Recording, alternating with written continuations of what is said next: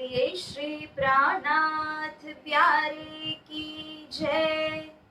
श्री सद्गुरु महाराज की जय। श्री कृष्ण कन्हैया लाल की जय। आओ मिलकर याद कर लें अपने पिया जी को। आओ मिलकर याद कर लें अपने धनी जी को। अपने पिया जी को, अपने धनी जी को, अपने पिया जी को, अपने धनी जी को। आओ मिलकर याद कर लें अपने पिया जी को। आओ मिलकर याद कर लें अपने धनी जी को। श्री प्राणनाथ प्रभु प्रीतम आपे। श्री प्राणनाथ प्रभु प्रीतम आपे। अखंड वाणी जग पसराए। अखंड वाणी जग पसराए। आओ मिलकर याद कर लें अपने पिया जी को। आओ मिलकर याद कर लें अपने धनी जी को। बोलिए श्री कृष्ण कन्हैया लाल की जय। प्यारे सुंदर साथ जी, श्री वितक चर्चा के चलते 16वें दिन में जागनी पर्यटन के अंदर श्री महामती प्राणनाथ जी की जो जागनी अभियान है, पर्यटन है, वह आज के रोज ठट्ठा नगर की मजल में पहुंचती है और वहां पर दो दिव्य आत्माओं की जागनी की वितक आज के दिन हम श्रवण करेंगे। तो लाडले सुंदर साथ जी, धाम धनी सिराज जी का स्मरण वंदना करते हुए आइए हम आज के दिन को शुभारंभ करें। बोलिए श्री प्राणनाथ प्यारे की जय।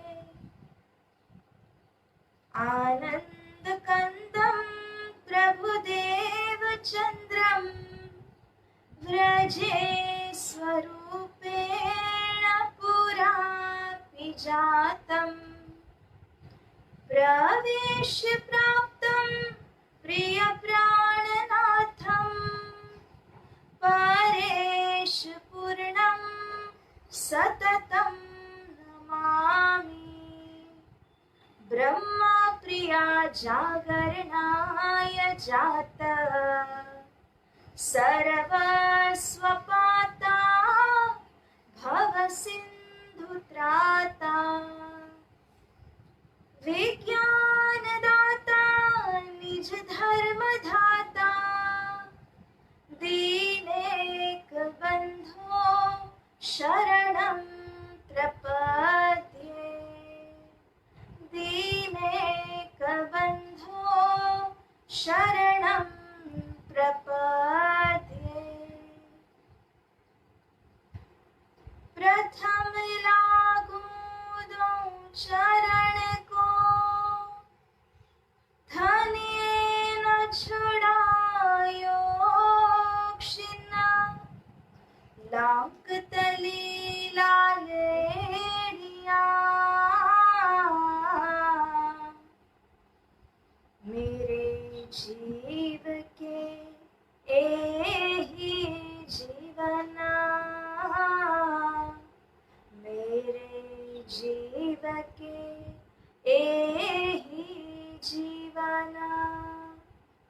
इन पाँव तले पड़े रहूं। धनी नजर खोलो बातु ना। पलना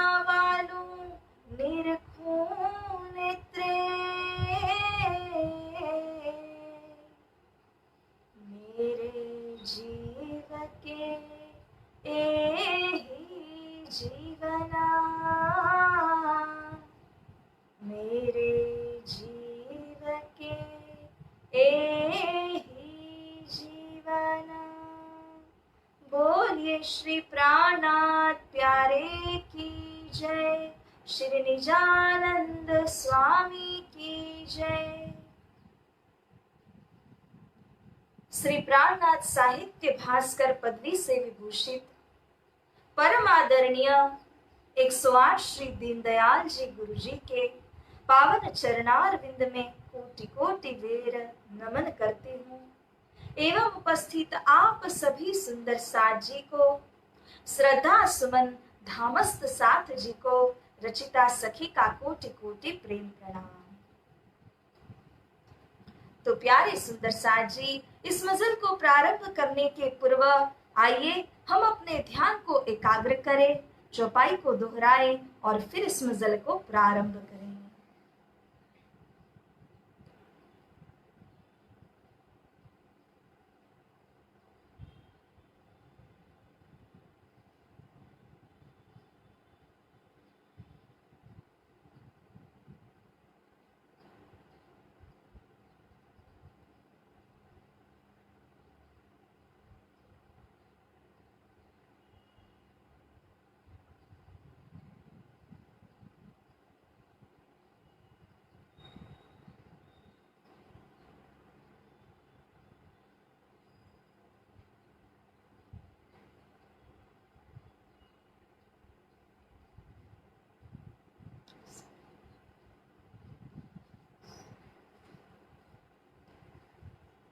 श्री कृष्ण कन्हैया लाल की जय।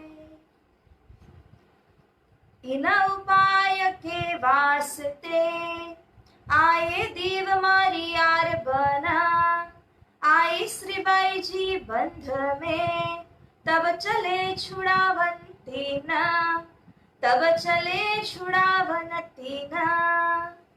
बोलिए श्री प्राणनाथ प्यारे की जय। प्यारे सुंदर साथ जी, अब तक हमने श्रवण किया कि किस प्रकार से धनी श्री प्राणनाथ जी संकल्प लेकर के दीप बंदर से जागनी पर्यटन को प्रारंभ करते हैं और उनकी दृष्टि तो साकुंडल और सकुमार रूपी आत्माओं के ऊपर केंद्रित है। जब दीप बंदर से सुंदर साथ विदा नहीं देते हैं, तब श्री प्राणनाथ जी श्री राजी को पुकारते हैं और श्री राजी ने यह कार्य कारण खड़ा कर दिया। श्री बाईजुराज एवं जो कुछ अन्य सुंदर साथ नदी किनारे गए थे जल क्रीड़ा आदि काम करने के लिए, वहां पर आरबी जो डाकू थे उन्होंने तेज कुंवरी सहित अन्य कई सुंदर साथ को भी अपने गिरफ्त में ले लिया। अब उनकी खोज करने के लिए सुंदर साथ सभी श्री प्राणनाथ जी से कहते हैं कि हम जाएंगे, हे धनी आप यहीं पर विराजमान रहिए। किंतु श्री जी कहते हैं कि आप जाओगे तो केवल तेज कुंवरी और सुंदर साथ को छुड़ाओगे, परंतु अगर मैं जाऊंगा तो मैं उनके सहित कई अन्य सुंदर साथ की जागरण करता चलूंगा और इतना ही नहीं, सतगुरु स्वरूप की दृष्टि रूप साकुंडल सकुमार रूपी सखियों को भी मैं जागृत करूंगा।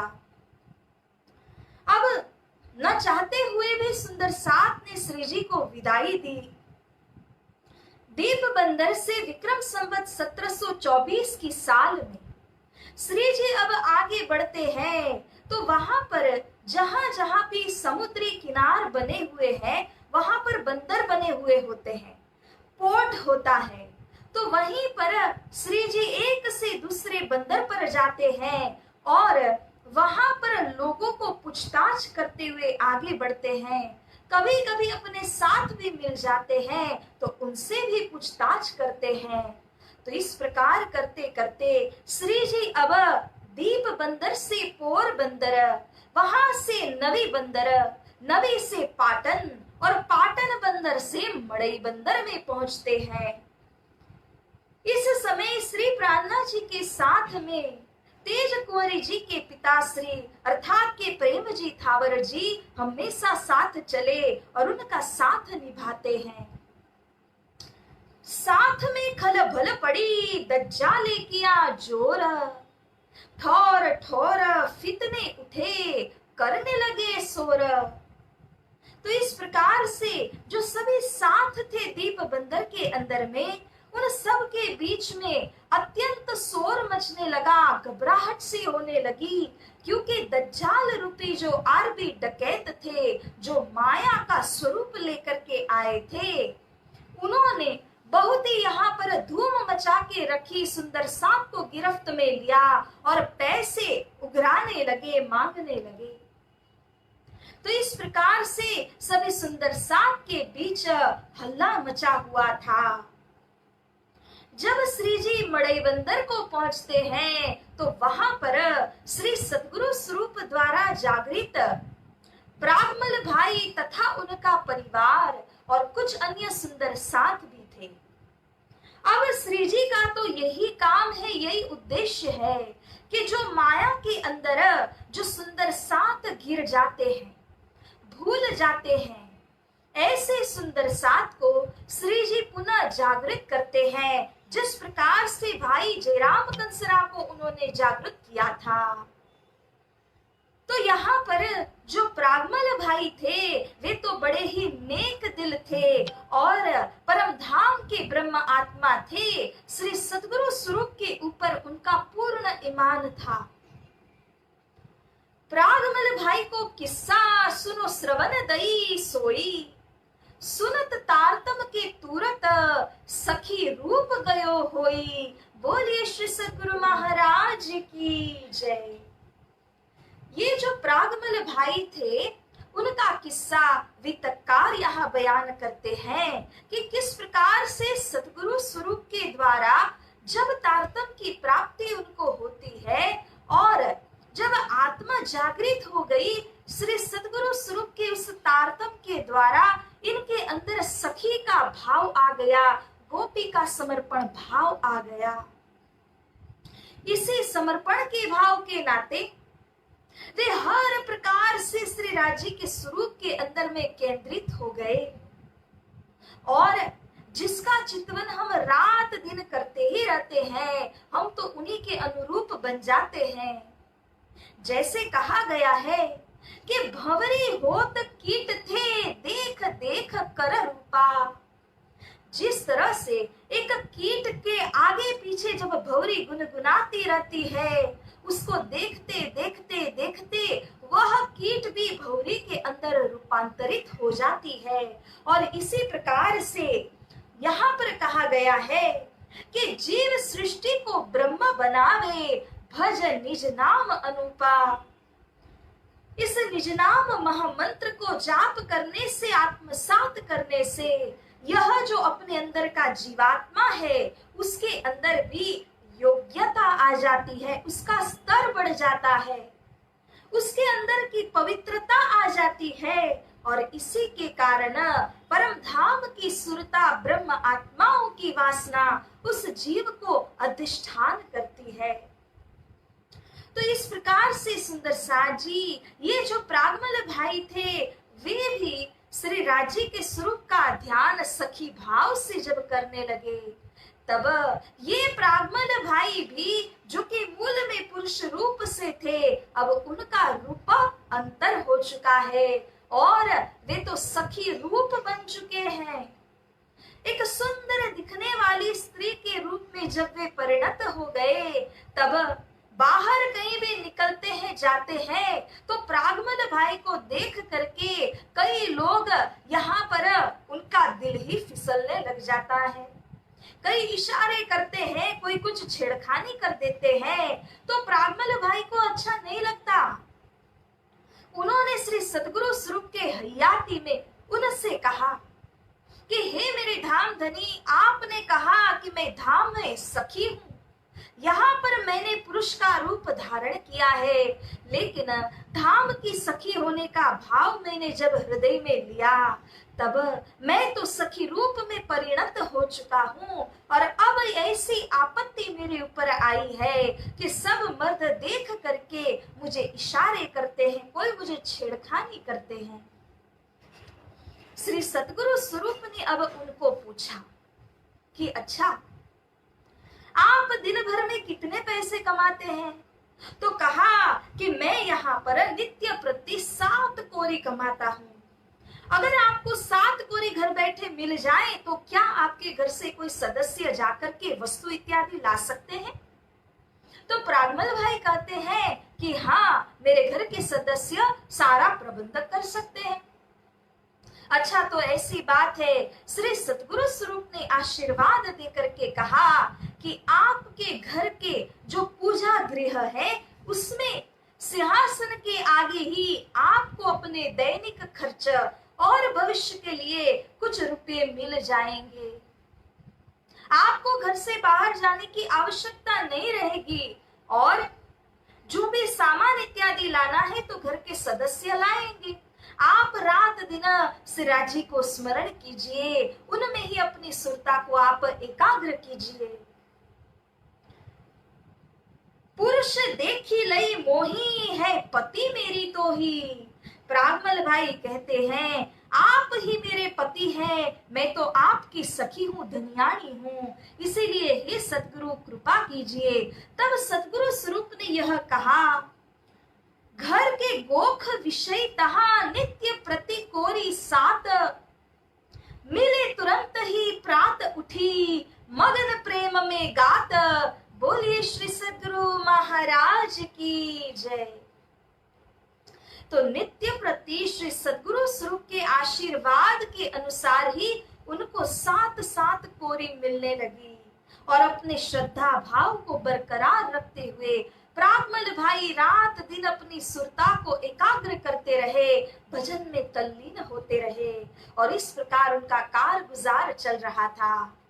जब श्री जी का यहाँ पर आना हुआ तो प्रागमल भाई को आगे लगा करके आदर्श रूप में सिद्ध करते हुए श्री जी ने अन्य सुंदर 7 समुदाय को समझाया कि देखिए, श्री सतगुरु स्वरूप की आज्ञा में जो रहते हैं उनको किसी प्रकार से कोई बिल्कुल भी तकलीफ आती नहीं, क्योंकि उनकी आज्ञा का पालन करने वाले हमेशा उनकी छत्र छाया में रहते हैं।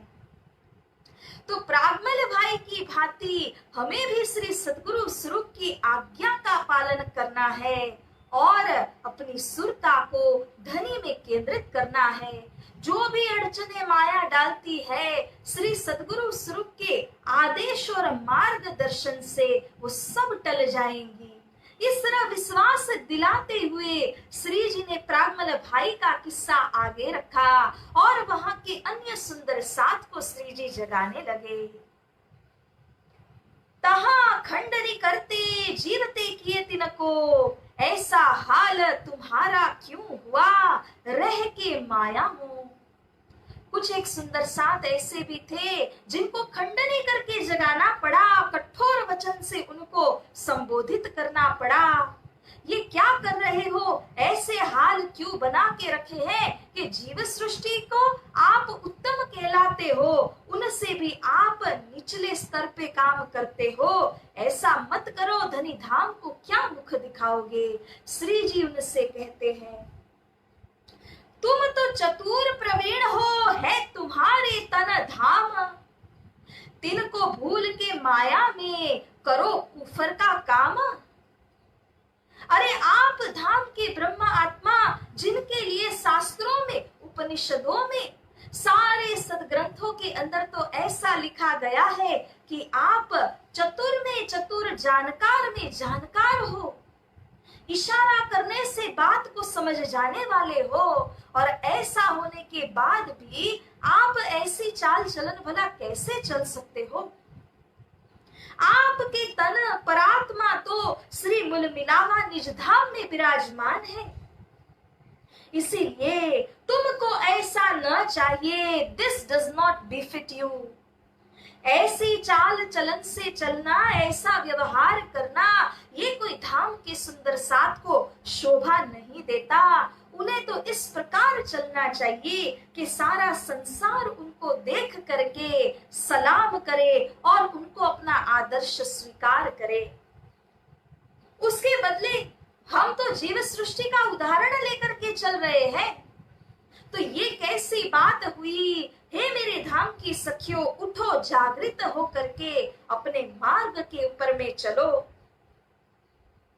तुम देखो ओ घर अपना, हमको क्या बताया श्री राज, हम खड़े कौन भोम में, इत आए थे कौन काज। ये सब कुछ आप जिस प्रकार से कर रहे हो ना, ये करने की वजह क्या है? क्योंकि अपन हम सभी अपने धाम को भूल बैठे हैं। अगर हम अपने धाम को कभी न भूले तो हमारे साथ ऐसा कभी होगा ही नहीं। इसीलिए साथ जी, हम किस धाम से आए हैं, क्यों आए हैं, इस भूम में काहे को आके खड़े हैं, और हमें क्या करना है? दृष्टा भाव रखना है, खेलने वाले का भाव नहीं रखना है। इस प्रकार से सारी हकीकत को श्री जी समझा देते हैं और उनकी आत्म को पुनः जागृत करते हैं। भेजे बिहारी जी के पास, और इतना ही नहीं, श्री प्राणनाथ जी उनको जो भी श्री सतगुरु स्वरूप के द्वारा जागृत हुई सुंदर साथ है, जो बिहारी जी के दर्शनार्थ उस वक्त नहीं गए थे जब उनको गादी के ऊपर में आसीन किया गया था, तब श्री जी जहां कहीं भी जाते हैं तो उनको बिहारी जी के दर्शनार्थ भेज देते हैं और कहते हैं कि जब तक आप वहां पे जाके नतमस्तक नहीं हो जाते, उनकी पहचान नहीं कर लेते, तब तक आपके लिए धाम का दरवाजा कैसे खुलेगा।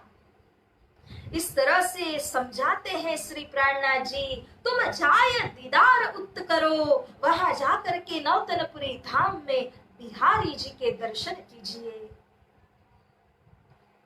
अब श्री जी इस प्रकार से मड़े में सबको जगाते हुए कपैये पहुंचते हैं, जहां पर उनके ही बड़े भाई हरिवंश ठाकुर और बड़ी भाभी मेघबाई वहां पर रहते थे। लेकिन सुंदर साथ जी यहाँ पर लौकिक नाता जान के श्री जी नहीं गए थे। पारलौकिक संबंध, श्री परमधाम का संबंध जान करके श्री प्राणनाथ जी उनको जगाने के लिए, पुनः जागृत करने के लिए वहां पर गए थे। उन्हें भी खंडनी के वचन कहे और उनको जागृत करके बिहारी जी के पास में भेजते हैं। अब कपैये से जाते हैं भूज नगर, जहां पर हरिदास जी और उनका जो परिवार, उनके पुत्र वृंदावन आदि रहा करते थे। जब वहां पर भूज में गए तो उनके पुत्र बड़े ही आनंदित हुए। वृंदावन जी और उन्होंने श्री जी को बहुत अच्छी प्रकार से स्वागत किया, भोजन कराया, बहुत ही सम्मानित भी किया। उन्हें भी पुनः जागृत करते हैं श्री जी, खंडनी के वचन कहते हैं। इस समय जहां जहां से श्री प्राणनाथ जी गुजर रहे हैं, श्री लालदास जी महाराज कहते हैं कि धाम धनी श्री प्राणनाथ जी का जो लक्ष्य है वो केवल श्री परम धाम के ऊपर में टिका हुआ है। धनी और धाम के बिना वे अन्य किसी बात से मोमिनों को संबोधित ही नहीं करते हैं। उनका केवल एक ही लक्ष्य है कि आपकी सुरता को श्री निज धाम में केंद्रित करो, चाहे उसके लिए उन्हें खंडनी के वचन ही क्यों न कहने पड़े, परंतु श्री जी ऐसा करने से भी पीछे नहीं हटते थे। माया से उनकी सुरता पूरी तरह से अब पीछे हट चुकी है और धनी धाम में एकाग्र हो चुकी है। इस प्रकार से जहां भी वे जाते, जहां भी जाकर के आत्म शांति के वचन वे कहते थे और कई सुंदर साथ को उन्होंने इस प्रकार से जागृत किया। तो प्यारे सुंदर साथ जी, अब आ रहा है समय जब श्री प्राणनाथ जी अब जाते हैं ठट्ठा नगर। तो अब यहाँ से जब भूज नगर से होते हुए अब श्री प्राणनाथ जी ठट्ठा नगर में पहुंचते हैं। पूछत घर उनका ना था सो भया मिलाप, मिलते ही सुख उपज्या मिट गया सब ताप। बोलिए श्री प्राणनाथ प्यारे की, श्री सतगुरु महाराज की जय। तो श्री प्राणनाथ जी जब ठट्ठा नगर में पहुंचते हैं तो वहां पर श्री सतगुरु स्वरूप के समय के जो अग्रगण्य ट्रस्टी जैसे प्रमुख जैसे थे, वे थे नाथा जोशी। बहुत ही जानकार और समझदार ब्रह्म आत्माओं के अंदर भी अग्रगण्य थे। ऐसे नाथा जोशी का घर ढूंढते पूछते हुए जब श्री जी स्वयं वहां पर पहुंचे तो विचार कीजिए सुंदर साथ जी, जब श्री राजी स्वयं हमारे घर पर हमारे घर का पता ढूंढते पूछते आएंगे तो हमारे दिल में कैसा हर्ष और कैसा उमंग होगा। उस अहोभाग्य की तो क्या बात करें जब श्री जी स्वयं इनके घर में पधारे, मिलते ही सुख उपज्या। जो भी अपने अंदर का त्रिताप था नाथा जोशी भाई के अंदर, देहिक दैविक भौतिक सारे प्रकार के ताप दुख दर्द को श्री जी के दर्शनों ने पूरी तरह से मिटा दिया, उनका हरण कर दिया। और अब यहाँ नाथा जोशी पूछते हैं, बातें लगे पूछने कौन भाग्य है हम, वहां सेती यहाँ लो धरे मुबारक कदम। हे श्री जी, मेरे अहोभाग्य की तो मैं क्या बात करूं, क्योंकि वहां से थे आप नौतनपुरी धाम में थे और वहां से हजारों मीलों की दूरी को तय करके आप यहाँ पर ठट्ठा नगर में आ पहुंचे। तो आपके मुबारक श्री चरणों को आपने मेरे घर में रखा, इसके लिए मैं किस प्रकार के शब्दों से आपको अभिनंदन करूं, संबोधित करूं। बहुत ही कृपा हुई आपकी मेरे ऊपर कि बिना कहे बिना स्वागत किए आप स्वयं मेरे घर पे पधारे हैं। इसीलिए ये कहते हैं ना सुंदर साथ जी कि हमारे घर भी जब सतगुरु स्वरूप के चरण पड़े, कोई संत चरण जब हमारे घर पे पड़े और हमारा घर भी जब पावन हो जाए तो दिल ही पावन हो जाता है, वो घर की चार दीवारी मात्र पावन नहीं होती है। इसीलिए कहा आनंद आनंद थाए हमारे घेरे, आनंद थाए हैया उभराई जाए हमारे घेरे, आनंद थाए आज हमारे घेर प्राणाजी पधारे, प्राणाजी पधारे और इलम वाणी लाए, शास्त्रों के भेद खोलाए हमारे घेरे, आनंद थाए आनंद आनंद थाए हमारे घेरे, आनंद थाए। तो इस प्रकार से नाथा जोशी भाई भी जो थे उनके घर में उनके हृदय के अंदर आनंद ही आनंद का संचार हो गया और उस आनंद के आगे त्रिताप कहाँ टिके। अब श्री जी को अंदर बुला करके बहुत स्वागत और प्रेम पूर्वक नाथा जोशी भाई ने अपने घर में बिठाया, अपने घर में स्थान दिया, चर्चा करने को आसन दिया। यहाँ पर लगभग 10-12 दिनों तक श्री जी बैठे और फिर यहाँ जब किसी बात का पता नहीं चला, क्योंकि मुख्य रूप से तो तेज कुंवरी जी की खोज कर रहे हैं और बातूनी दृष्टि से देखें तो साकुंडल और सकुमार की खोज कर रहे हैं।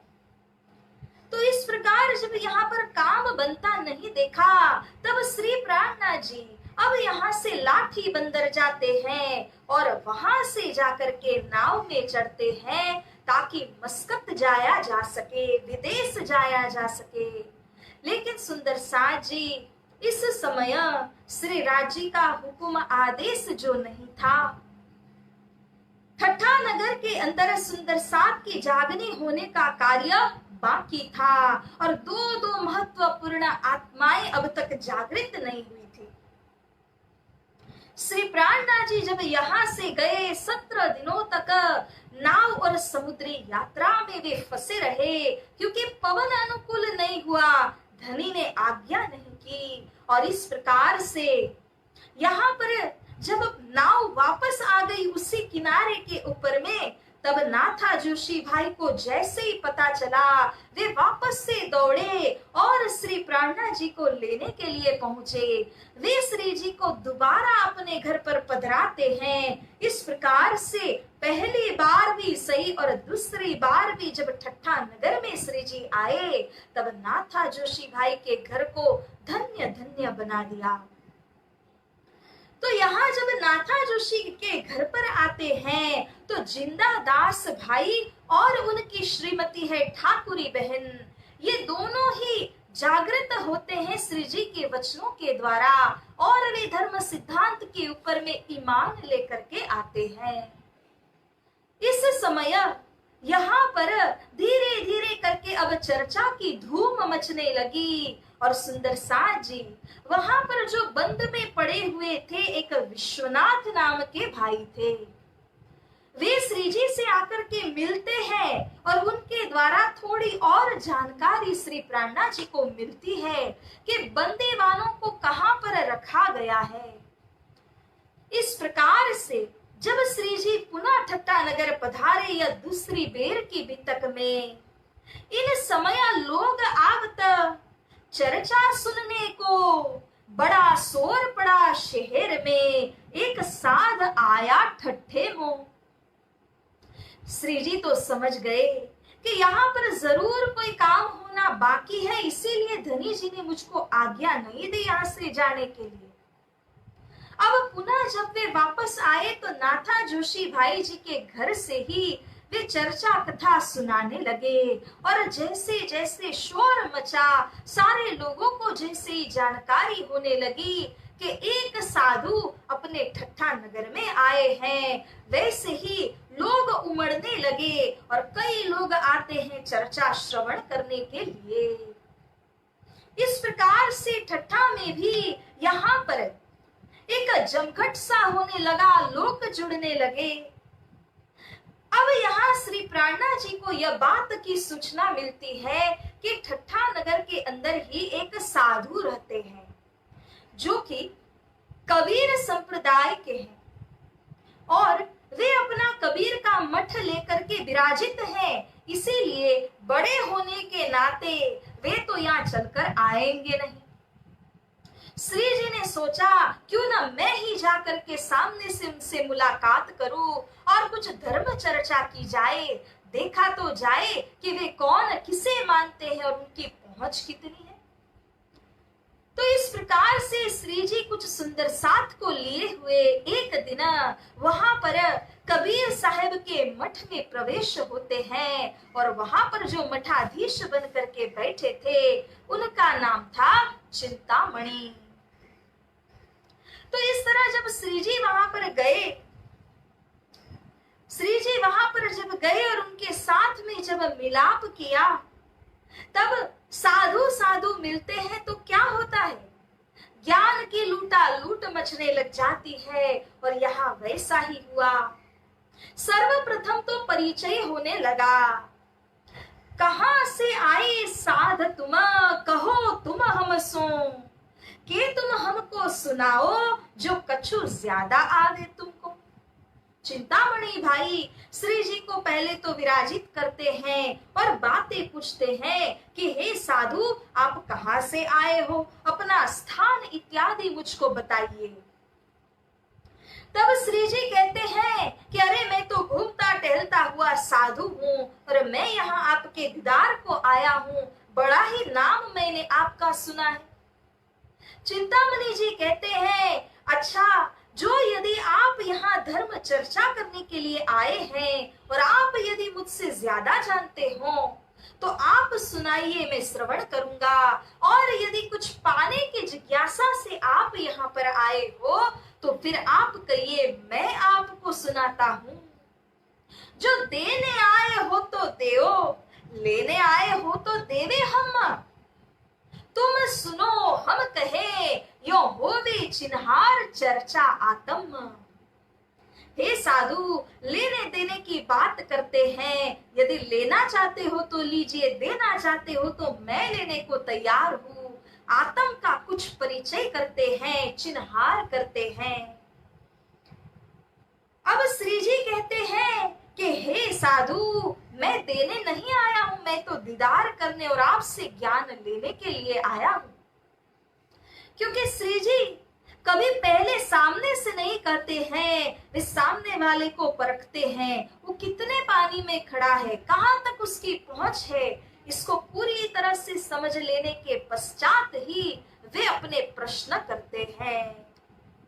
तो इसी प्रकार से यहाँ पर श्री जी ने कहा, जो कछु तुम कहो सो ग्रहे तुम्हारे वचन, तिनका निर्णय कर देओ दिल करो रोशन। हे साधु, जो आप कहेंगे वह मैं ग्रहण करूंगा, मेरे हृदय को आप रोशन कर दीजिए, प्रकाशित कर दीजिए, अज्ञान के अंधकार को मेरे में से दूर कर दीजिए। ऐसा कहते हुए जब श्री जी ने कहा, तब चिंतामणि भाई कहते हैं, देखिए मैं तो पंच सिद्धियों से युक्त हूं, अगर आप कहो तो मैं आपको चतुर्भुजी भगवान के दर्शन करा दूं। यदि आपको ज्योति स्वरूप के दर्शन पाने हो अथवा शेष शाही भगवान के दर्शनों की प्राप्ति करनी हो, अनहद नाद का स्वर सुनना हो, या फिर अजपा जाप आपको जपना हो, चाहे इनमें से कोई भी वस्तु करनी हो, क्या करोगे कहो, मैं तो पांचों ही में सक्षम हूं, जो भी आपको करना है वो मैं करा दूंगा। श्री जी ने जब ये बात सुनी तो समझ गए कि इनकी पहुंच कहां तक की है। अब पूछना बाकी क्या रहा। श्री प्राणनाथ जी कहते हैं कि ठीक है, मैं तो दर्शन करने के लिए जिज्ञासु हूं, लेकिन कृपया मुझे विवेचन करके ये समझा दीजिए कि इनमें से कौन सी शक्ति कहाँ विराजमान है, कौन सबसे परे है, कौन सबसे आगे है, कौन अखंड है, कौन नाशवंत है। इतना मुझे समझा दीजिए तो मैं निर्णय कर पाऊं कि मुझे किनके दर्शन करने हैं। अब जैसे यह प्रश्न श्री जी ने पूछा, अब चिंतामणि भाई के अंदर ज्ञान का विवेचन नहीं था, इसीलिए साधु चिंतामणि हड़बड़ा से गए और उन्होंने यहाँ पर एक बात कह दी, कौड़ी ते हीरा भया, हीरा ते भया लाल, आधा भक्त कबीर है, पूरा भक्त कमाल। ये क्या? श्री प्राणनाथ जी तो सुन करके दंग रह गए कि किस प्रकार से यहाँ पर चिंतामणि कहते हैं कि अपने माता पिता जो कौड़ी के समान है, उनसे कबीर साहिब का प्राकट्य हुआ। ये कबीर साहिब हीरे की भांति है और उनसे लाल रत्न यानी कि कमाल का प्राकट्य हुआ है। इस प्रकार से जब उन्होंने बात करी और इसी बात के अंदर उन्होंने कमाल को पूरा भक्त बताया, कबीर को आधा भक्त कहा, ये बात अब श्री प्राणनाथ जी से असहनीय हो चुकी है। अब जोश आता है श्री जी के अंदर, क्योंकि उन्होंने देख लिया कि चिंतामणि के अंदर कोई प्रकार का विवेचन ही नहीं है और इसीलिए स्मशान साधने वाले उस कमाल को उन्होंने पूरा भक्त कहा और अक्षरधाम तक की मंजिल में पहुंचने वाले कबीर साहिब को उन्होंने आधा भक्त बताया। पुनः देखिए तो कि किनके मठ में बैठे हैं, कबीर साहिब के मठ में बैठ करके उन्हीं को आधा भक्त कह रहे हैं। श्री प्राणनाथ जी को यह बिल्कुल ही सहन नहीं हुआ। अब श्री जी कहते हैं, अरे तुम क्या जानो कबीर, हे चिंतामणि, तुमने कभी कबीर साहिब को जानने का प्रयास भी किया है कि उन्होंने कैसे और कहां के वचन कहे हैं? यदि आप कबीर साहिब के कबीर बीज ग्रंथ के अंदर देखते हैं तो उन्होंने अक्षरधाम तक की प्राप्ति की है और इतना ही नहीं, उनकी आत्म ने तो अक्षरधाम से परे अक्षरातीत पर ब्रह्म के धाम को भी दर्शन किया हुआ है।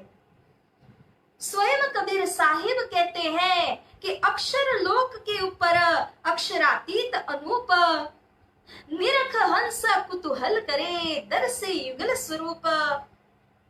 उनके हंस रूपी आत्मा जिसका अंकुर अक्षरधाम तक का ही है, वह अक्षरातीत धाम के अंदर विराजमान जो युगल स्वरूप है, उनको देख करके उनकी आत्मा जिज्ञासा से उत्सुक हो रही है कि मैं अब भी जाऊं, नतमस्तक हो जाऊं, किंतु वे जा नहीं सकते क्योंकि अंकुर अक्षरधाम तक के हैं।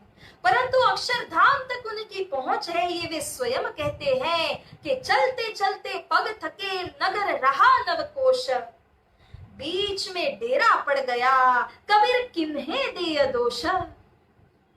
जब यहाँ चलते चलते मृत्युलोक, स्वर्गलोक, वैकुंठ, निराकार, हद बेहद को पार करते हुए जब कबीर साहिब पहुंच गए अक्षरधाम के अंदर, किंतु वहां से 9 कोश यानी कि 9 लाख कोश की दूरी पर जो अक्षरातीत पर ब्रह्म का धाम स्थित है उसमें पहुंच नहीं पाए। कहते हैं कि चलते चलते पग थक चुके हैं, क्योंकि अंकुर नहीं है वहां जाने के लिए। अक्षरधाम तक के संबंधी होने के कारण वे अक्षरधाम तक का वर्णन और पहुंच वहां तक के रख सके, परंतु यहाँ चिंतामणि इतना भी नहीं जानते हैं कि कबीर साहिब की पहुंच वहां तक की है, और कमाल जैसे स्मशान साधने वाले के साथ में उनकी तुलना कर बैठे। तो इसीलिए सुंदर साजी श्री जी से सहन नहीं हुआ। वे कहते हैं, तुम आधा भक्त इनको कहिया, जो चित्त नहीं तुम धीर। आपने कबीर को इसीलिए आधा भक्त कहा है क्योंकि आपके चित्त में धीरज ही नहीं है, जिज्ञासावत आपने पता ही नहीं लगाया है कि किन की मजल कहां तक की पहुंची हुई है। कहा मजल कबीर की, कहती है अकल कमाल, तौल देखो दोनों को किनका कैसा हाल। हे साधु चिंतामणि, आप तो कबीर साहिब के मठ में बैठ करके उन्हीं को आधा भक्त कहते हैं। कमाल ने क्या किया?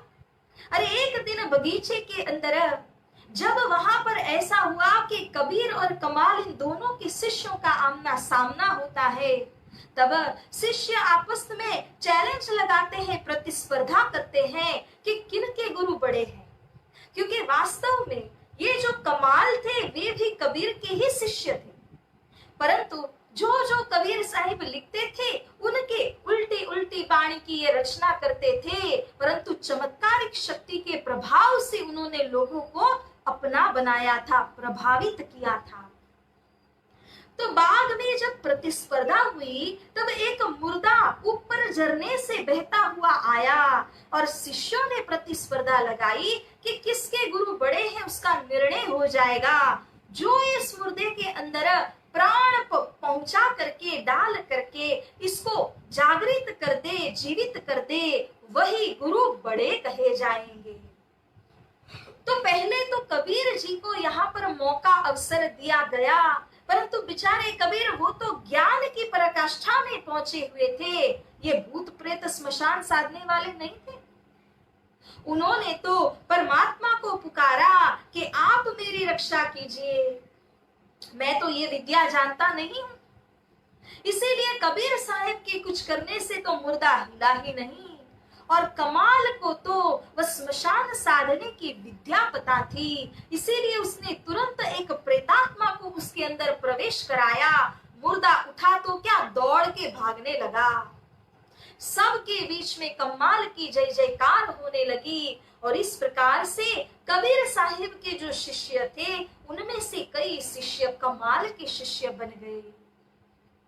और यहाँ चिंतामणि भाई के अंदर ये विवेचन तक नहीं था कि कबीर साहिब कौन सी मजल के हैं और कमाल क्या करते थे। इसीलिए श्री जी ने भली भांति उनको डांट दिया और कहते हैं, अरे बिन पहचाने बोलत हो नहीं तुम सराफ, कहाँ कबीर कहाँ कमाल विचार देखो आप। बिना पहचाने आप बोल रहे हो, ये कोई सराफ नहीं कर सकता, कोई विद्वान ऐसा कार्य नहीं करेगा, क्योंकि आपने दोनों को तौला ही नहीं है, इसीलिए आप ऐसी बात कर रहे हो। और जोश आवेश में आकर के श्री प्राणनाथ जी ने कबीर साहिब का परिचय देने वाले एक कीर्तन को यहाँ पर कह दिया, जिसे सुन करके चिंतामणि अपने शिष्यों समेत मंत्र मुग्ध रह गए। श्री प्राणनाथ जी कहते हैं, एक पलक ते गंग जो निकसी, हो गया चौदिश पानी, वही पानी दो पर्वत ढापे, दरिया लहर समानी, उड़ मक्खी तरवर चर बैठी, बोले अमृत पानी, वही माखी को माखा नहीं, बिन पानी गर्भानी। उन गर्भ में गुण तीनों जाए, वह तो पुरुष अकेला।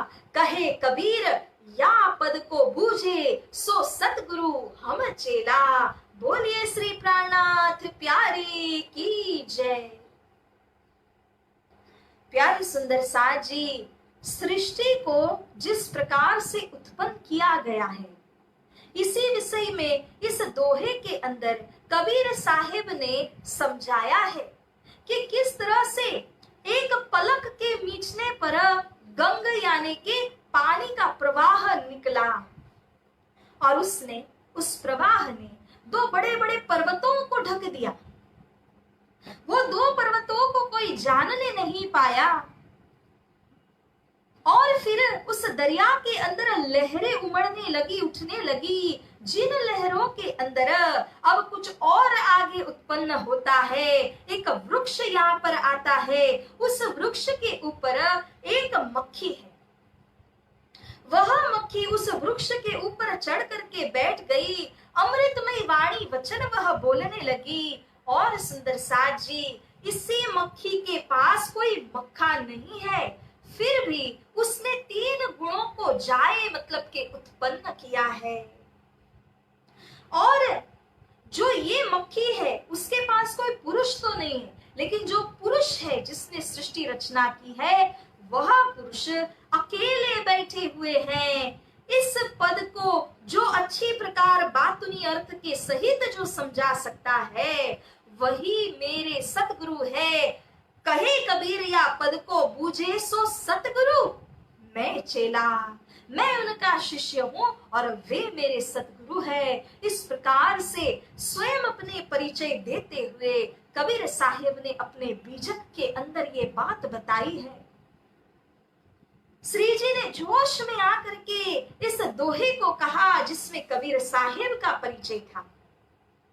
सुंदर साज जी, इस कबीर बीजक ग्रंथ के दोहे के अंदर ये अर्थ सिद्ध है कि किस प्रकार से अक्षर ब्रह्म ने जब अपनी पलक को मीच दिया और किस तरह से नींद का आवरण सर्वत्र फैल जाने से उसी अज्ञान, उसी मोह के अंदर मोह सागर बना।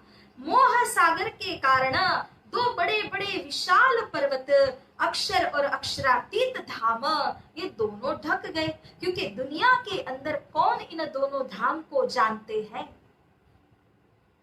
तो इस प्रकार से 2 पर्वतों को उस मोह जल ने ढक दिया और जब उसके अंदर लहरें उमड़ने लगी, संसार की उत्पत्ति हुई, काम क्रोध लोभ मोह इत्यादि की लहरों ने इस मोह सागर को पूरी तरह से ढक दिया, व्यापक हो गई ये सारी लहरें। और इस संसार रूपी समुद्र के अंदर जो एक तरुवर कहा गया है, 14 लोक रूपी तरुवर है, और उसके ऊपर में जो मक्खी का वर्णन किया गया, जो अमृतमय वाणी बोलती है, वह है व्यष्टि ज्योति स्वरूप तथा अमृतमय वचन कहती है, वह है गायत्री देवी, जिन्होंने वेदों का गान किया हुआ है। इन्हीं व्यष्टि ज्योति स्वरूप के माध्यम से 3 गुण जाए मतलब के 3 गुण युक्त ब्रह्मा विष्णु महेश इन तीनों की उत्पत्ति हुई। फिर भी ये व्यष्टि ज्योति स्वरूप जो है, उनके साथ में कोई पुरुष नहीं है।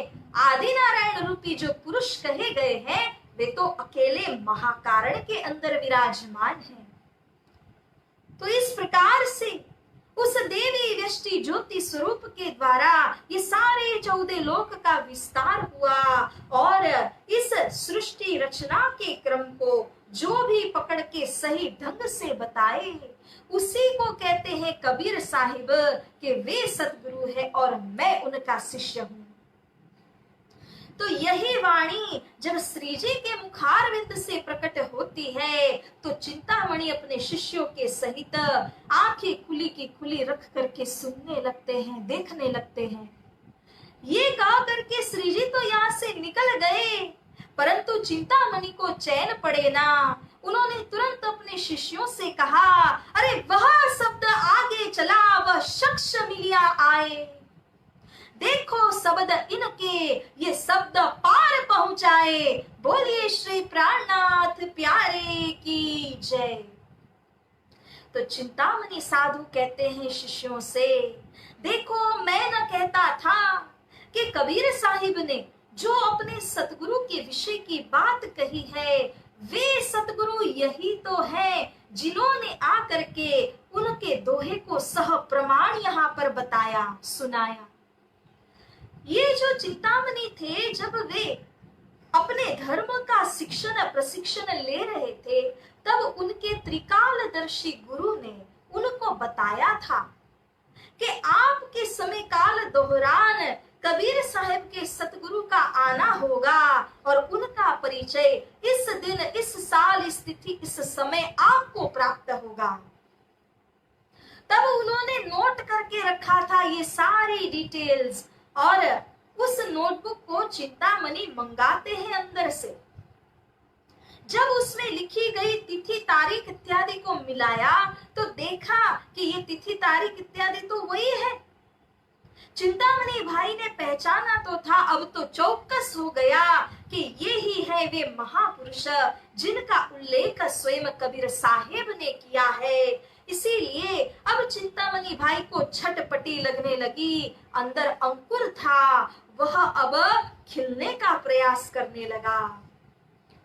तो प्यारे सुंदर साथ जी, अब यहाँ से जो चिंतामणि भाई है, वे श्री प्राणनाथ जी के इन वचनों को विचार करने लगे कि कैसे मुझको फटकार करके गए हैं, किंतु यही सच्चे हैं। श्री प्राणनाथ जी यहाँ से निकल करके कल्लू मिश्र के घर जाते हैं। वे भी एक कथाकार थे, किंतु उनके कथा के अंदर उतनी प्रेम, उतनी असनाई नहीं देखते श्री जी, और वहां पर इस प्रकार का कोई सत्संग भी नहीं हो पाता। श्री प्राणनाथ जी नाथा जोशी भाई के घर में पुनः लौट करके अपने सुंदर साथ को लेकर के चर्चा करते हैं। दूसरी ओर ये जो चिंतामणि थे, उनको तो ऐसी छटपटी लग जाती है कि क्या करूं, कैसे करूं, उनसे जाकर के मिलूं। इसीलिए जो चिंतामणि थे उनसे रहा नहीं गया। श्री प्राणनाथ जी को ढूंढते पूछते हुए वे जाने लगे और लोगों से पूछते हैं। जब कल्लू मिश्र के पास वे पहुंचे तब उन्होंने बताया कि वे साधु तो नाथा जोशी के घर पर हैं। अब भाई चिंतामणि वहां पर आ पहुंचते हैं, श्री प्राणनाथ जी को प्रणाम करते हैं। अटारी के ऊपर में श्री जी बैठे हुए थे सुंदर साथ को लेकर के और चर्चा कर रहे थे। प्यारे सुंदर साथ जी, इस समय में जब चिंतामणि वहां आए तो अपने शिष्यों के समेत आए थे। जब हम किसी चर्चा में जाते हैं, किसी वस्तु को ग्रहण करने के हिसाब से जाते हैं, और हम जाएंगे तो हम एक कोरे कागज की भांति हमें जाना चाहिए, ताकि चर्चा के अंदर, चितवनी के अंदर जो कोई शब्द सुनाए समझाए जाए वो हमारे दिल भीतर में प्रवेश हो जाए।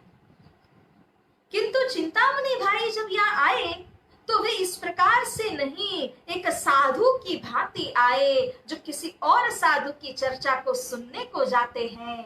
और उनके जो शिष्य मंडली थे, उन्होंने चिंतामणि साधु के लिए एक उच्च आसन को तैयार कर दिया। उस आसन के ऊपर पीछे भी तकिया, दोनों तरफ दाएं बाएं आराम करने के लिए तकिया लगा दिया और उनको विराजमान कर दिया। श्री जी से भी उच्च आसन में तो चिंतामणि साधु बैठे।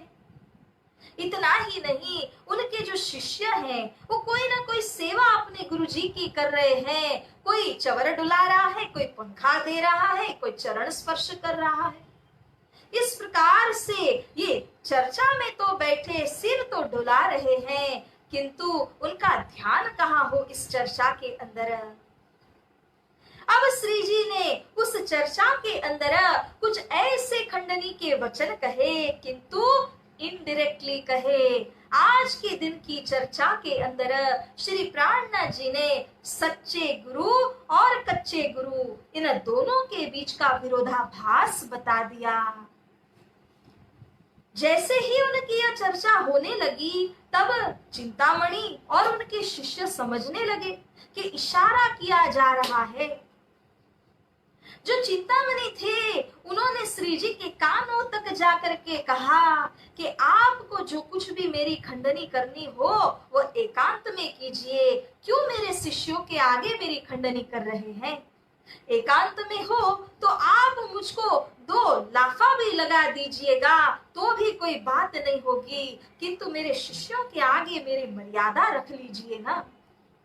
विनंती की और श्री जी कहते हैं, आपकी मर्यादा, आपकी शर्म मेरी शर्म, चिंता न कीजिए, मैं कुछ भी नहीं कहूंगा, न तो खंडनी ही करूंगा। जब इस प्रकार से वार्तालाप होता है, चर्चा पूरी हुई, सब घर घर को गए।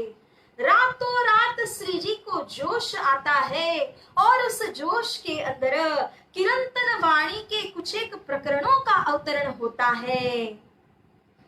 यहाँ पर श्री जी के मुखारविंद से प्रकरण अवतरित हुआ। सुनो रे सत के बंजारे, तुम देखो रे मनुए का खेल, ये सब आग बिना दिया जले, या को रुई न बाती तेल। भाई रे बेहद के बंजारे, इस प्रकार के 2 प्रकरण एवं एक और प्रकरण है, जो हो मेरी वासना तुम चलो अगम के पार, अगम पार अपार पार, तहां है तेरा करार। ऐसे 2-3 कीर्तनों का अवतरण हुआ और दूसरे दिन जब चर्चा प्रारंभ की श्री प्राणनाथ जी ने, तब यहाँ पर चिंतामणि भाई को बुलाते हैं। बड़ी ही युक्ति लगा करके श्री प्राणनाथ जी चिंतामणि से कहते हैं कि ये जो कीर्तन है उनको चरण चरण करके आप पढ़िए, मैं उनका अर्थ सुना दूंगा। इस प्रकार से जब कहा तो चिंतामणि भाई यहाँ पर समझ करके मतलब उसको पढ़ने लगे। सुनो रे सत के बंजारे, एक बात कहूं समझाई, या फंद बाजी रची माया की, या में सब कोई रहा उलझाई। आटे आन के फांसी लगाई, सो भी उल्टे दई उल्टाए, बंद पर बंद दिए विद विद के, सो खोले किन्हू न जाई। बोलिए श्री प्राणनाथ प्यारे की जय। सत के बंजारे, बंजारे तो क्या करते हैं? जो सौदागरी का काम करते हैं, लेने और बेचने का काम करते हैं, मुनाफा कमाते हैं, वो बंजारे हैं। लेकिन जो सत के बंजारे हैं, धर्म की शिक्षा देने वाले हैं, धर्म को प्रचार करने वाले हैं, आत्मा का कल्याण करने वाले हैं, ऐसे सत के बंजारे निवृत्ति मार्ग के साधुओं को श्री जी संबोधित करके कहते हैं कि मैं आपको एक बात समझा दूं। सृष्टिकर्ता ने ये एक ऐसी बाजी को रचा है, ऐसे खेल को रचा है कि जिस खेल के अंदर जो कोई भी आते हैं वो आकर के भूल जाते हैं। या फंद बाजी रची माया की, सब कोई या में रया उलझाई।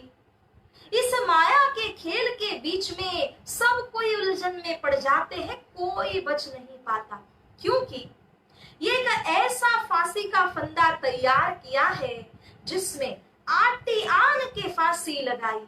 वो फांसी का फंदा जब तैयार करते हैं तो गांठ लगाई जाती है। यही मूल कारण होता है सुंदर साथ जी, श्री परमधाम के अंदर जो प्रेम संवाद हुआ, जिस संवाद के निमित्त से यहाँ पर इस पंच तत्व के शरीर में उतरना पड़ा ब्रह्म आत्माओं को, इसी संबंध में कहा गया है कि प्रेम संवाद रूपी आटी लगाई, जिसके कारण ये पंच तत्व के शरीर रूपी फांसी में हम पड़ गए। सो भी कैसी है? उल्टिए दई उल्टाई। इस फांसी के अंदर भी जो गुण है वो तो उल्टे हैं, 5 तत्व है वे भी उल्टे हैं। यहाँ का स्वभाव उल्टा है, माया की तरफ अभिमुख है और धनी की तरफ सन्मुख नहीं है, पीठ दिया हुआ है। बंध पर बंध दिए विद विद के, बंधन के ऊपर बंधन दिया गया है, 3 मर्यादाओं को लागू किया गया है। सो खोली किन्हू न जाई, लोक मर्याद, कुल मर्याद, वेद मर्याद को लागू कर दिया। अब ये बंधनों को छोड़ करके उन परमात्मा स्वरूप को प्राप्त करने जाओ। कैसे प्राप्त करोगे? बिना सतगुरु कभी प्राप्त कर ही नहीं पाओगे। इस तरह से श्री जी कहते हैं, 14 भवन लग यही अंधेरी, झूठे को खेल जुठाई, प्रगट नास व्यास पुकारे, शुकदेव साख पुराई। ये जो 14 लोक ब्रह्मांड कहा गया है वह तो उत्पन्न हुआ है और नाश होगा। इसी बात की साक्षी व्यास जी और शुकदेव मुनि भी देते हैं। कौन में कहा को कौन भोम ये छल, गुरु शिष्य ज्ञान कथे पंथ पेड़े, पर एती न काहू अक्कल। अपनी आत्म की पहचान कहाँ है? कोई गुरु बन के चलते हैं, हजारों शिष्य आगे, हजारों शिष्य पीछे हैं। लेकिन अगर उन शिष्यों को पूछा जाए, अगर उनके गुरु को पूछा जाए कि तुम कौन हो, कहां से आए हो, कौन भूम से आए हो, उनकी मजाल नहीं है कि इस बात को वे खुलासा कर सके और पदवी लेते हैं सतगुरु होने की। वाह! इस प्रकार श्री जी ने चौपाइयों के अंदर समझाने लगे कि कोट सेवक करो, नाम निकालो, इष्ट चलाओ बढ़ाई, सेवा कराओ, सतगुरु कहलाओ, पर अलख न देवे लखाई। बोलिए श्री प्राणनाथ प्यारे की जय। अलख परमात्मा तो तभी नहीं दिखेंगे अगर करोड़ों शिष्य आगे चलते हो और करोड़ों पीछे चलते हो।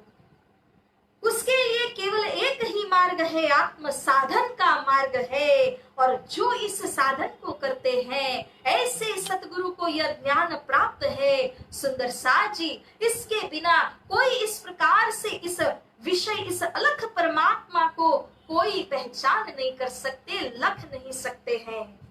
इसीलिए श्री जी कहते हैं कि अब छोड़ो रे मान गुमान ज्ञान को, यही खाड़ बड़ी है भाई, एक डारी क्यों दूजी भी ढारो, जलाए देओ चतुराई। जो प्रवृत्ति मार्ग के लोग हैं वो तो काम, क्रोध, लोभ, मोह इत्यादि की अग्नि में जलते ही रहते हैं।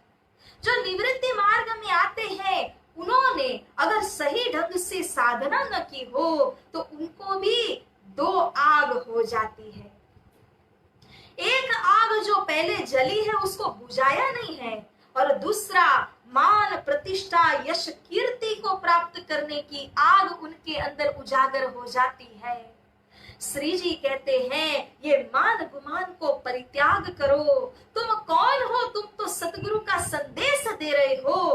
तुम्हारा क्या अस्तित्व है? उन परमात्मा का अस्तित्व है।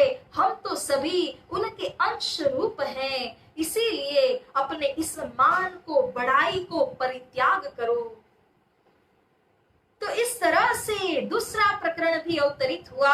भाई रे बेहद के बंजारे, तुम देखो रे मनुए का खेल, ये सब आग बिना दिया जले, या को रुई न बाती तेल। हे बेहद के बंजारो, यह तो देखो कि आप जिस संसार के अंदर हो, यहाँ पर सब कोई देखे जलती अपनी अपनी आग। किसी के भी अंदर में देखो तो आग जल रही है, परंतु उस आग के जलने के लिए न तो रुई चाहिए, न बाती चाहिए, न तो तेल, न दिया ही चाहिए। क्योंकि ये आग तो मान, प्रतिष्ठा, काम, क्रोध इत्यादि की अग्नि है। और इससे कौन सी वस्तु चाहिए, कौन सा पदार्थ चाहिए? तो इस प्रकार श्री प्राणनाथ जी उसको समझा रहे थे। सुंदर साथ जी, बेहद ही सुंदर ये सारे प्रकरण हैं और उन प्रत्येक प्रकरण की चर्चा खूब गहराई में जाती है, आत्मस्पर्शी चर्चा है। सुंदर साथ जी, इसको जब श्री जी समझाते हैं तो उनके शब्द, सदगुरु का महत्व चिंतामणि भाई को समझ में आ जाता है। क्योंकि श्री जी ने यहाँ पर कहा कि मनुआ दिए बिना हाथ न आवही, सत की बड़ी ठकुराई। हे चिंतामणि, हे सुंदर साथ जी, जब तक आप अपने मन को पूरी तरह सरेंडर नहीं कर देते, समर्पित नहीं कर देते, वहां तक श्री सतगुरु स्वरूप कृपा कैसे करे। इसीलिए कहा ना कि पहले दाता हम भय, गुरु को दिनो शीश, पीछे दाता गुरु भय, सब कछु कियो बख्शीश। उन सतगुरु को ढूंढो जिन सतगुरु के साथ में करतार है, श्री राजी है, परमात्मा है। जब वे मिल जाएं तो सिर को अपने पास नहीं रखना, समर्पित कर देना, क्योंकि उसके आगे की जिम्मेदारी सतगुरु की होगी, आपकी नहीं होगी। तो इस तरह से जब श्री जी ने समझाया कि सत बहुत ही महत्वशाली है, उसकी पातशाही बहुत ही बड़ी है। जब तक आप अपने मन को कोरे कागज की भांति सतगुरु के चरणों में नहीं रख देते, तब तक वे आत्मज्ञान ब्रह्म ज्ञान को कैसे उस पर लिखेंगे। इसीलिए मन को पूरी तरह से समर्पित कर दो। ऐसा जब श्री जी ने यह सत उपदेश उनको सुनाया, तब चिंतामणि भाई की आत्म तो जागृत हो गई और खड़े खड़े ही वे वहां पर बोल उठे, अब मारो काले कुत्ते को लाठी सिर ऊपर, सेवकों आगे तब कैया, मैं खाली कछु ना खबर। बोलिए श्री सद्गुरु महाराज की, श्री प्राणनाथ प्यारे की जय। तो चिंतामणि भाई यहाँ पर कह उठे कि मेरे अंदर जो अज्ञान, मान प्रतिष्ठा, अहंकार, ये सारा जो कुविकार है, कुदृष्टि है, इनका जो काला कुत्ता मेरे अंदर बैठा हुआ है, जिसका मूल अज्ञान है, निद्रा है, अविद्या है, उस काले कुत्ते को हे श्री प्राणनाथ जी, हे ब्रह्म स्वरूप, आपके हाथ में जो ज्ञान की लाठी है उसके द्वारा मार करके भगा दीजिए। अपने सारे सेवकों के सामने ही चिंतामणि भाई ने इस बात को एक्सेप्ट किया, इस बात को आत्मसात किया कि मैं खाली हूं, मुझे कुछ भी पता नहीं है, मैं आपके शरणापन्न हो जाता हूं। इस प्रकार से प्यारे सुंदर साथ जी, ये तो अंकुर की बात है। असल का अंकुर जब अंदर होता है तो सब कुछ भुला करके चिंतामणि भाई नतमस्तक हो गए। देखिए, ये अंकुर की करनी है, ये मेहर की करनी है, क्योंकि जहां मेहर होती है वहां पर ये अंकुर खिलने लगता है, प्रस्फुटित होने लगता है। और चिंतामणि भाई के जब धर्म में आने लगे तो उनके समेत उनके जो कई शिष्य मंडली थे, वे भी श्री जी के शरणापन्न हो गए, जिनको चिंतामणि जी के ऊपर पूर्ण विश्वास था। तो इस प्रकार से अब श्री प्राणनाथ जी के पास में ये सब कोई आने लगे। तब श्री जी सराहिया, शाबाश चिंतामन, पाई ते निश्वत को, ए शुकन मोमिन, ए शुकन मोमिन। बोलिए श्री प्राणनाथ प्यारे की, श्री सद्गुरु महाराज की जय। श्री प्राणनाथ जी उनको शाबाशी देते हुए कहते हैं, ये तो निश्वत की बात है, सन्मंत की बात है, जिसके कारण से आपने इस सन्मंत को स्वीकारा। प्यारे सुंदर साथ जी, सोचने की बात है कि जिनके आगे और पीछे हजारों शिष्य रहते थे, ऐसे जो चिंतामणि जी है, उन्होंने ये सारी सुख साहिबी को परित्याग कर दिया और वे श्री प्राणनाथ जी के शिष्य बन बैठे। इसी के साथ जब वे सुंदर साथ समुदाय में शामिल हुए, तब उन्होंने सुंदर साथ के चरण रज होने का विनम्र भाव दिल में धारण किया। इसीलिए श्री जी कहते हैं, ए शुकन मोमिन, ऐसी चाल तो मोमिन ही चल के दिखा सकते हैं, उनके बिना कोई इस प्रकार से अपना सब कुछ परित्याग नहीं कर सकते हैं। इसीलिए एक और कीर्तन अवतरित हुआ है, हो मेरी वासना तुम चलो अगम के पार, अगम पार अपार पार तहां है तेरो करार, तो देख निज दरबार अपनो सूरत यही संभार, तेरे बीच बाट घाट न तत्व कोई, तू करे पाओ बिना पंथ, निराकार के परे न्यारा तहां है तेरा कंथ, तहां है तेरा कंथ। बोलिए श्री सद्गुरु महाराज की जय। तो श्री प्राणनाथ जी चिंतामणि भाई को प्रोत्साहित करते हुए कहते हैं, निराकार के पार तुझको जाना है, जहां तेरे कंठ आधार धनी स्वामी मालिक विराजमान है। हे मेरी वासना, अब मैं तुझको लेकर के चलता हूं इस अगम्य निराकार के भी परे। तेरे बीच में न कोई बाट आएगा न तो कोई घाट आएगा। तुझे उस मूल मुकाम को निश्चित करके वहां पर पहुंचना है। इस तरह से कहिया श्री तारतम इनको सब सेवकों समेत, परहेज कराया चार वस्तु का, एक कबूल कर दिल लेत। चार वस्तु का परहेज कराना आवश्यक है। मांसाहार, मदिरा अथवा किसी भी नशीली वस्तु का सेवन, चोरी करना, झूठ बोलना, परस्त्री गमन करना, ये सारे जो कुकर्म है, खराब धंधे हैं और कुव्यवहार है, उसको छुड़ाने के बाद ही जीव पात्र बनता है कि वह इस ज्ञान के रोशनाई के तले आ सके। जीव पात्र बनता है कि इस ज्ञान के दो शब्द को वह श्रवण कर सके। तो श्री प्राणनाथ जी ने, क्योंकि ये समुद्री किनारे का स्थान है, यहाँ पर मांसाहार इत्यादि करना ये स्वाभाविक जनता के बीच में होता है, परंतु धर्म उनको दिया नहीं जा सकेगा। इसीलिए श्री जी ने सबको परहेज कराया।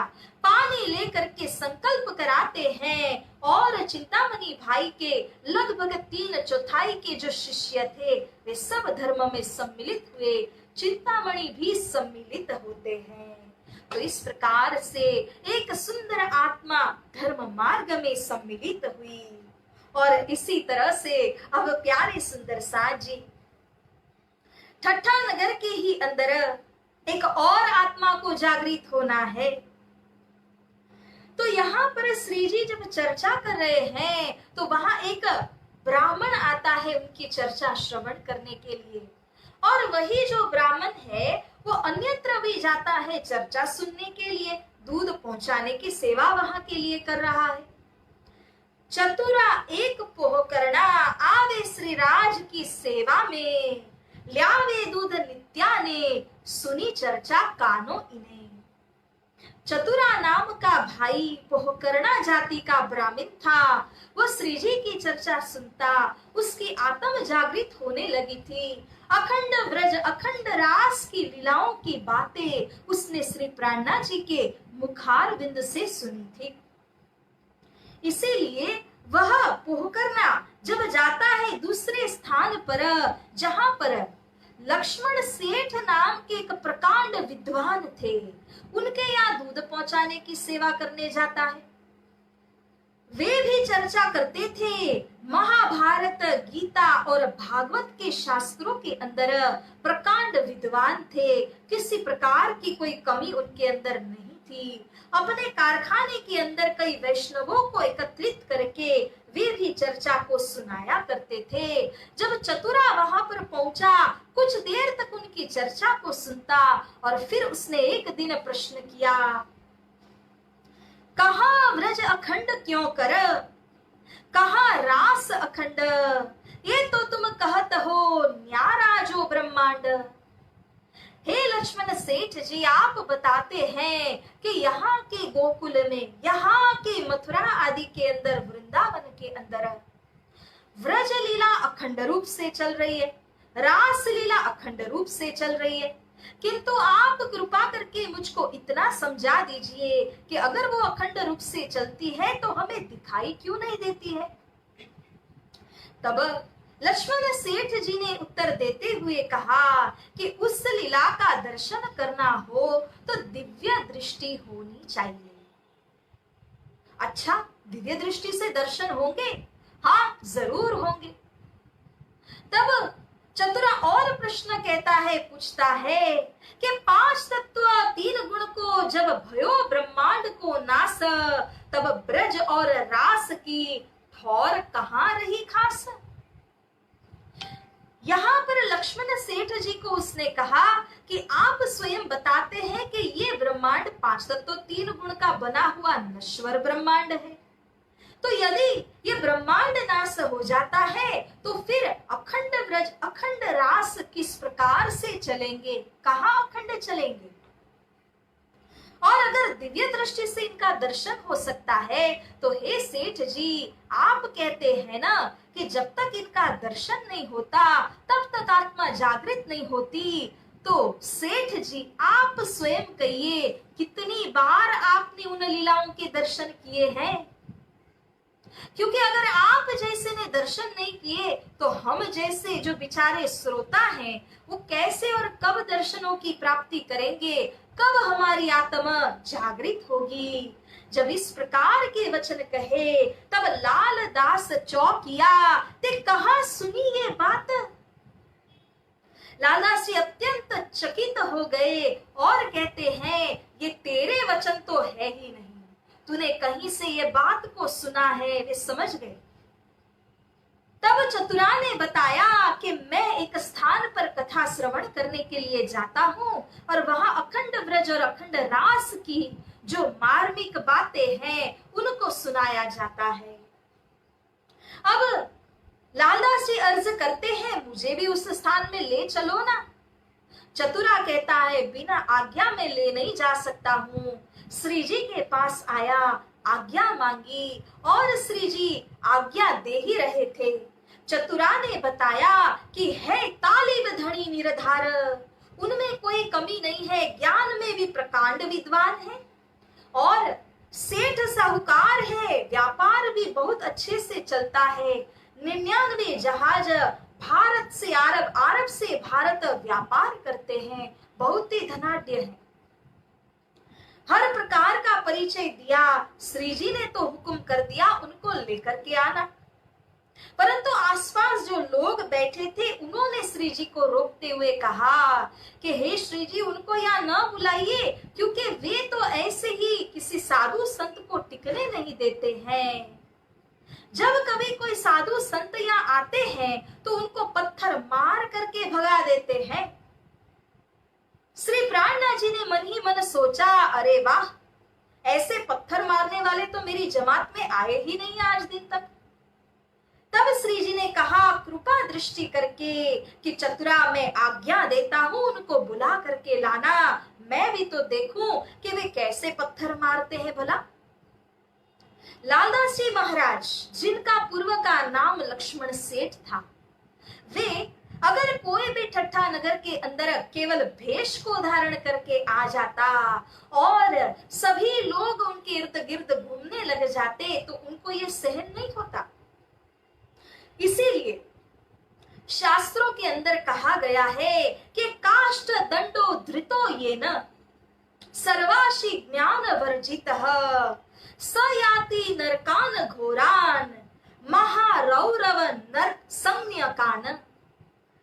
जो कोई केवल वेश को धारण करके साधु बनते हैं वो महारौरव नाम के नरक के अंदर जाते हैं। इसीलिए लक्ष्मण सेठ ऐसे वेशधारी को आने नहीं देते, पत्थर मार के भगा देते थे और लोगों को यही डर था।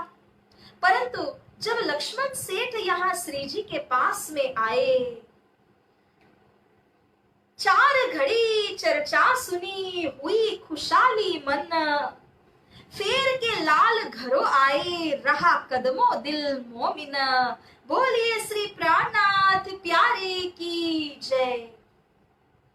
लक्ष्मण सेठ जब यहाँ आए और श्री प्राणनाथ जी के दर्शन करते हैं तो मन की कुल्फत सब मिट गई। मन के अंदर वेशधारी साधुओं के प्रति जो विकार थे, कुल्फत थे, वो सब गायब हो गई। श्री जी के स्वरूप को निहारते ही अत्यंत प्रसन्नता का अनुभव उनको होने लगा और उन्होंने श्री जी के पास 4 घड़ी बैठ करके 1.5 घंटे तक बैठ करके व्रज लीला की चर्चा को श्रवण किया। और सुंदर साथ जी जब वे घर पर जाते हैं फिर भी उनका दिल तो श्री जी के चरणों में छूट गया। केवल फिजिकली घर पे पहुंच गए, सह शरीर घर पे पहुंच गए, किंतु मन और दिल तो श्री जी के चरणों में सौंप दिया। इस प्रकार से 2-4 बेर आते हैं, धनी की चर्चा को श्रवण करते हैं और इस प्रकार से उनके दिल के अंदर जो एक अंतिम संशय था कि परम धाम के मूल मिलावा में बैठ करके किस तरह से ब्रह्म आत्माएं खेल को देख रही है। आई तो नहीं है, सुरता के रूप में वो कैसे देख सकती है। इसी विषय श्री प्राणनाथ जी ने भागवत के अंदर से मार्कंडेय ऋषि का दृष्टांत तो उनको कह सुनाया। जब मार्कंडेय ऋषि का दृष्टांत सुनते हैं तब उनके दिल की सारी आटी गुटी खुलस्त हो जाती है, क्योंकि मार्कंडेय ऋषि वैकुंठ के अंदर बैठ करके माया को देखते हैं और धोबिन बन जाते हैं। जब धोबिनी बने तो भगवान विष्णु ब्राह्मण का स्वरूप लेकर के आए उनको जगाने के लिए, परंतु वह धोबिनी उनको बैठने ही नहीं देती, कथा सुनाने ही नहीं देती है। 3-4 दिन तक भगवान ने धक्के खाए, भूखे हैं, कुछ खाने भी नहीं देती, भिक्षा भी नहीं देती है। तब भगवान ने एक रूप धारण कर लिया और उसके अंदर में जाके विराजमान हुए। दूसरे रूप से ब्राह्मण के रूप में बाहर कथा सुनाने लगे। तो इस प्रकार से जब भगवान ने उनकी कथा उन्हीं को सुनाई तब ऋषिवर जागृत हो गए और कहते हैं, अरे ये कथा तो मेरी ही कथा है, मैं ही वह ऋषि हूँ। इस तरह जब अपनी आत्म की पहचान उन्होंने कर ली तब जागृत हो गए वैकुंठ धाम के अंदर में। तो सुंदर साथ जी ये दृष्टांत उनको सुनाया। फिर चर्चा मार्कंडेय की, कह दिखाया दृष्टांत, तब नजर खुली बातिन की, देखी दृष्ट एकांत, बोलिए श्री प्राणनाथ प्यारे की जय। दृष्टांत को जब सुनाया तो अंतर की आंकड़ी खुल गई, जो अंतिम संशय उनको था, और बातुनी दृष्टि, हृदय की दृष्टि खुल जाने से बाहर की लौकिक दृष्टि उतर गई, फीकी पड़ गई, संसार उनके लिए नहीवत हो गया, दृष्टि फिर गई, अखंड व्रज अखंड रास ये सब कुछ नजर के सामने आने लगा। श्री परम धाम के ऊपर ईमान आ गया। श्री प्राणनाथ जी के स्वरूप का वास्तविक पहचान उनको हो गई। इस तरह से आया जो सब वस्त का, रही न कछु शुद्ध, लौकिक दृष्टि उतर गई, आई जागृत बुद्ध। बोलिए श्री सद्गुरु महाराज की जय। बाह्य लौकिक दृष्टि उतर गई एवं बातुनी दृष्टि के आ जाने से जो वस्तु प्राप्त है उसका जोश आने लगा लालदास जी महाराज के अंदर। और इस प्रकार से श्री परमधाम की बातों को जब उन्होंने जाना तो जागृत बुद्धि उनमें प्रवेश हुई, स्वप्न की बुद्धि अब नहीं के बराबर हो गई, दृष्टि अब फिर गई श्री परमधाम की ओर। इस तरह से श्री लालदास जी महाराज की आत्म जब जागृत हुई, जो जिंदादास भाई और ठाकुरी बहन थी वे लालदास जी को कहने लगे, अरे आप तो किसी साधु को आने नहीं देते थे, अब स्वयं यहाँ आकर के चक्कर मार रहे हो आत्मजागनी करने के लिए। अन्य भी जो कलयुग रूपी लोग थे वे डरने लगे श्री जी की चर्चा से, क्योंकि आज तक तो श्री जी की चर्चा में जो श्रोतागण थे उनको वे खींचते थे, अब तो ठट्ठा नगर के अंदर उन्होंने चिंतामणि भाई जैसे एवं श्री लक्ष्मण सेठ जैसे वक्ता प्रकांड विद्वानों को भी अपने सिद्धांत में खींच लिया था। कलयुग डरा देख के मेरे ये दुश्मन, मेरा कछु ना चले ये मारत मेरा मन। तो कलयुग रूप जो कई अन्य लोग थे वे इस बात को देख करके डरने लगे, घबराने लगे। सुंदर साथ जी समुदाय की निंदा वे करने लगे, किंतु ये तो धाम लीला के अंदर मग्न रहे। इस प्रकार से 10 महीनों तक श्री प्राणनाथ जी यहाँ ठट्ठा नगर में रहे। दो प्रमुख आत्माओं के सहित उनके शिष्यों की भी उन्होंने जागरण की। 10 महीने तक यहाँ पर लीला चली। मास 10 यहाँ रहे, हुआ चलने का दिन, मौसम भई मस्कत की, विदा हुए साथ सबन। अब यहाँ से मस्कत के लिए रवाना होने लगे, क्योंकि तेज कुंवरी को ढूंढना है और इसी के साथ शाकुंतल सकुमार की भी खोज करनी है।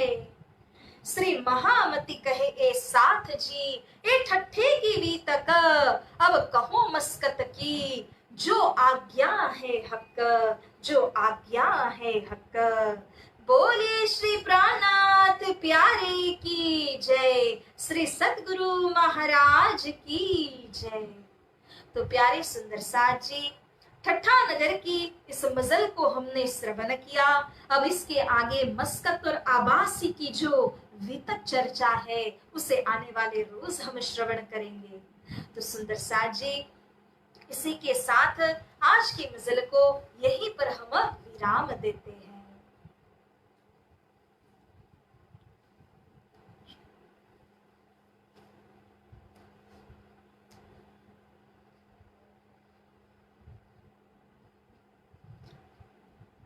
पिया जी तुम हो तैसी कीजियो, मैं अर्ज करूं मेरे पियो जी, हम जैसी तुम जी न करो मेरा, तलफ तलफ जाए जीव जी, जीवरा तो जीवे नहीं क्यों, मीठे दिल की प्यास जी, तुम बिना किन से कहूँ पिया जी, तुम हो मेरी आस जी, आस वीरानी तो करो पिया, जो कोई दूसरा हो या जी, सब विध पिया जी समरथ दिन, रहे न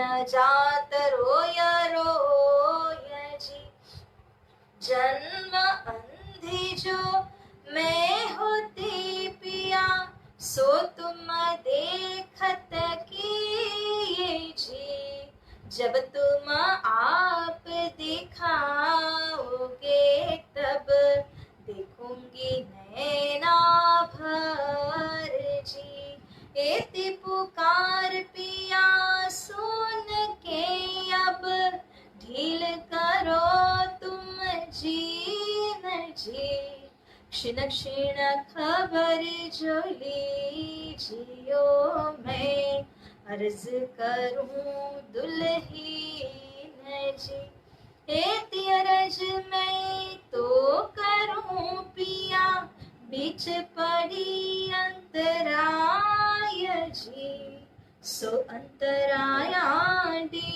टाल के दुल्हा, लीजिए कंठ लगाय जी, कंठ लगाए कंठ सो पिया, कीजिए हास विलास जी, वारणे जाए श्री इंद्रावती पिया जी, राखो चरणों के पास जी, तुम दुल्हा में दुल्हीन पिया, और न जानो बात जी, इशक सो सेवा करो पिया जी, सर्वे अंगो साक्षात जी, सदा सुखदाता धाम धनी, मैं क्या कहूँ इन बात जी, श्री महामती युगल